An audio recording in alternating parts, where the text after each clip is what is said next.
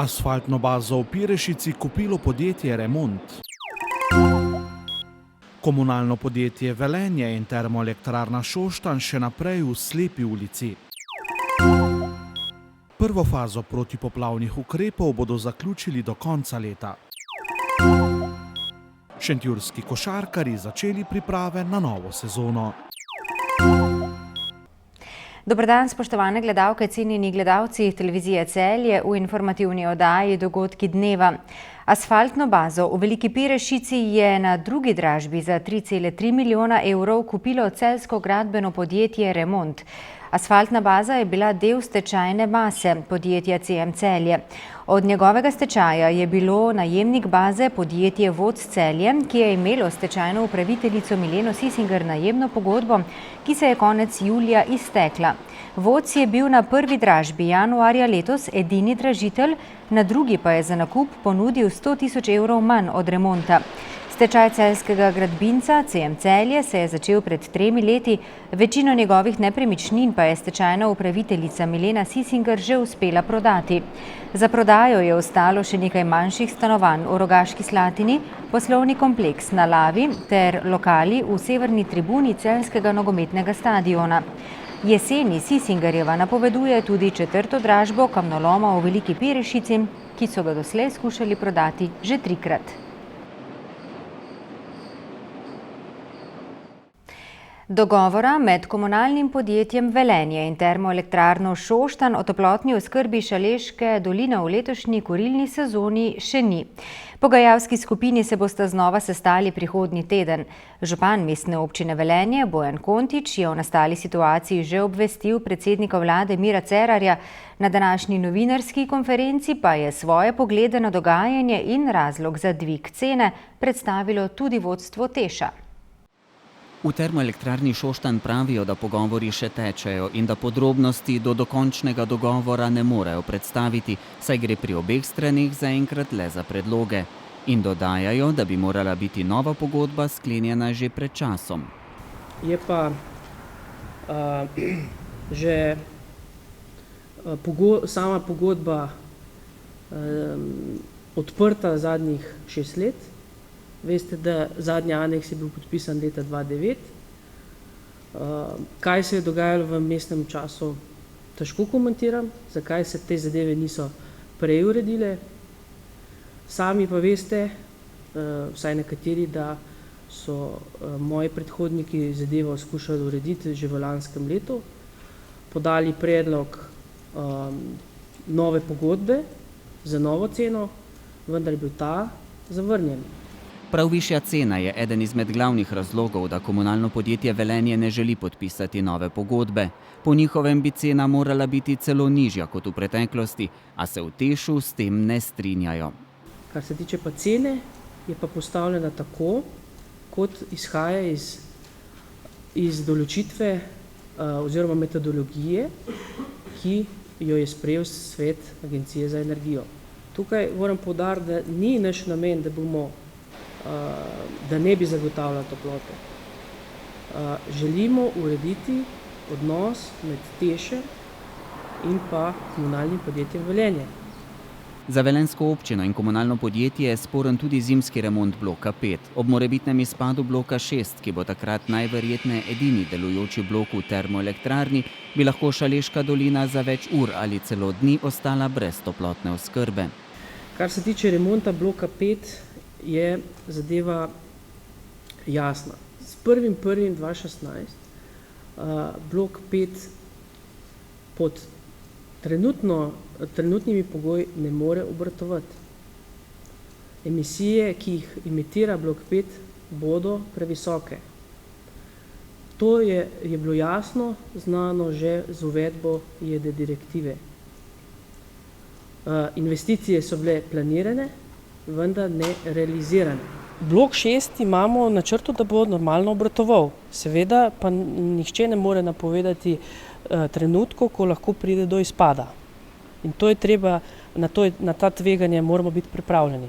Prav tako naj bi bilo tudi grozilno pismo, ki ga je prejšnji teden dobil direktor Eberlinc, povezano z zapleti okoli zagotavljanja toplotne oskrbe. Tista pošiljka, ki je bila odprta, je vsebovala belo-zelen prah z papirjem, z nekim dopisom, z navedbo, da gre za grozilno pismo in napisano na pisalni stroj.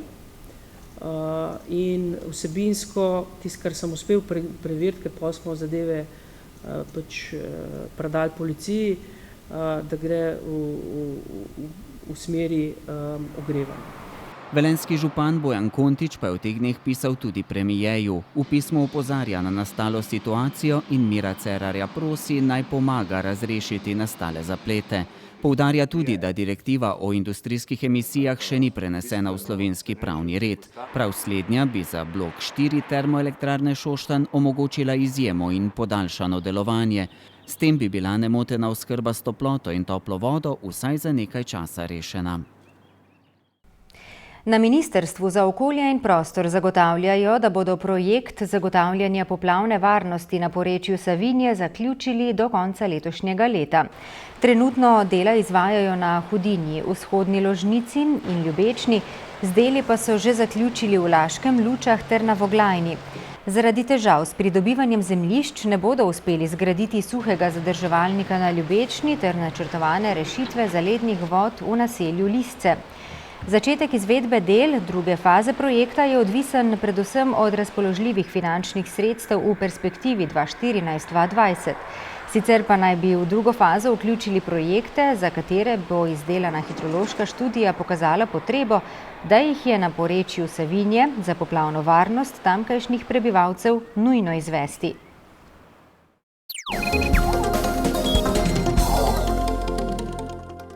Državni prvaki košarkarji Tajfuna so začeli s pripravami na novo sezono. V njej bodo prvič v zgodovini kluba igrali v regionalni Jadranski ligi ter v Evropskem pokalu FIBA. O tem jih v drugem delu sezone čakajo še obveznosti v domačem državnem prvenstvu in pokalu Slovenije. Na uvodnem treningu so bili prisotni tudi že vsi novinci. V Šentjurju so se uvodnega treninga udeležili vsi igralci z izjemo Seole Clarka, ki se bo igralcem pridružil konec prihodnjega tedna, in Emirja Zimića. Slednji ostaja v Šentjurju, saj je podaljšal sodelovanje, trenutno pa se z reprezentanco Bosne in Hercegovine pripravlja na Evropsko prvenstvo. Mislim, za igralce verjetno nekega fizičnega počitka je bilo, kar se nas strokovnega štaba tiče, pa v bistvu pravega počitka sploh v tem obdobju ni, glede na to, da jaz sem že večkrat rekel, za nas to neko najbolj in stresno in delovno obdobje, ne nazadnje je ključnega pomena, saj v tem obdobju potrebno sestaviti ekipo. Mislim, da nam je v bistvu to dokaj dobro uspelo, saj predvsem iz tega vidika, da ekipo sedaj na papirju imamo zaključeno, je sestavljena in to mislim, da je lahko ena velika prednost pred samim začetkom. Kadrovanje v Hruševcu naj bi bilo zdaj zaključeno. Če se ozremo v preteklo sezono, potem v ekipi ni več Đorđa Lelića in Donteja Williamsa. Obstoječemu kadru, ki je zaslužen za prvi naslov državnih prvakov, pa so se pridružili Tomaž Bolčina, Samuel Jacob Parker, Aleksandar Ponjavić in Sandi Čebolar. Mi smo z ekipo zaključili. Jaz mislim, da smo tudi glede na vse razmere ekipo optimalno sestavili. Imamo v ekipi zopet, vsaj po teh prvih 2 dneh, lahko kar to že mirno govorim, fante, ki imajo pravi karakter in da bomo igrali podoben stil igre, kot smo igrali, pa verjamem, da tudi odnos, da bo isti, kot je bil. Zasedba Tajfuna bo prvo pripravljalno tekmo odigrala 21. avgusta v Laškem, tudi med letošnjim poletjem pa se odpravila na turnejo po Srbiji. Zatem sledijo priprave v Poreču. Zdaj sploh v tem prvem delu je predvsem pomembna fizična priprava, na drugi strani pa glede na to, da se za nas vse skupaj leto začne kar dosti hitreje, saj nas 28. septembra čaka že super pokal v Škofji Loki, potem pa zelo naporen ritem takoj na začetku Jadranske lige. Smo v bistvu tudi začeli že z nekakšnimi taktičnimi opcijami, tako v napadu kot v obrambi. Bo pa seveda, tako sem že rekel, najprej sedaj poudarek na fizični pripravi, hkrati pa že postavljanje sistema. Dodaten motiv v novo sezono bo za Šentjurčane igranje v Jadranski ligi in v FIBInem pokalu. Jaz mislim, da je to ne samo magnet, ampak tudi ena nagrada, pa ne samo za nas, igralce, strokovni štab in pa klub, ampak predvsem za cel Šentjur. Mislim, da tukaj na vseh nivojih ljudje veliko vlagajo, predvsem tudi prostovoljno, od vseh navijačev, občine na čelu z magistrom Markom Diacijom in pa vseh članov uprave, ki v bistvu veliko svojega tudi prostovoljnega časa, pa predvsem prostega časa vložijo to, in jaz mislim, da to je lahko na eni strani ena nagrada, na drugi strani pa spet en nov izziv, katerem mislim, da smo vsi skupaj v Šentjurju lahko kos. V pretekli sezoni ste si letvico visoko postavili, verjetno kljub temu ostajate na realnih tleh, če tudi ste državni prvaki.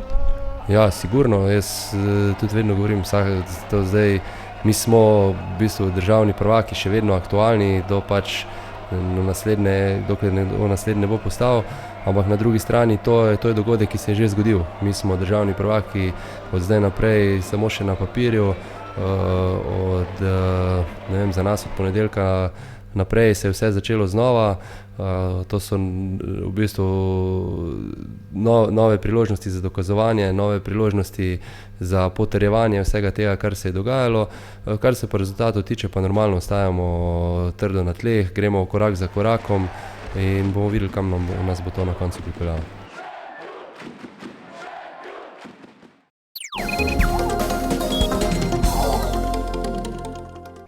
Jutri bo sončno, najnižje jutranje temperature bodo od 12 do 19, najvišje dnevno od 30 do 37 stopinj Celzija. V petek bo po večini sončno, popoldne bo možna kakšna vročinska nevihta. V soboto bo delno jasno, s spremenljivo oblačnostjo, čez dan bodo nastale krajevne plohe in nevihte, nekoliko manj vroče bo. Toliko v današnji informativni oddaji, tudi o vremenu. Lepo se imejte in bodite z nami spet jutri. Nasvidenje.